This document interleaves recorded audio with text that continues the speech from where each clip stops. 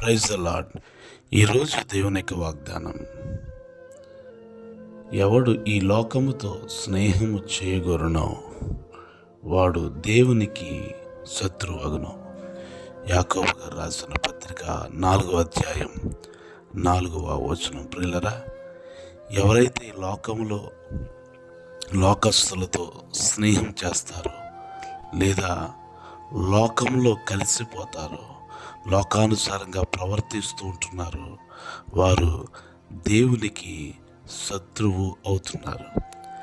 దేవునికి శత్రువులుగా ఉండడానికి కాదు దేవుడు మనల్ని పిలిచింది, ఏర్పరచుకున్నది, బ్రతికిస్తున్నది. మనము దేవునితో సహవాసము చేయటానికి, దేవునితో స్నేహం చేయటానికి. నిజమైన స్నేహితుడు విడవకుండా ప్రేమిస్తున్నారు. ఆ స్నేహితుడే ప్రభు అయిన యేసుక్రీస్తు. మనం ఆయనతోనే స్నేహం చేసి సంతోషిద్దాం.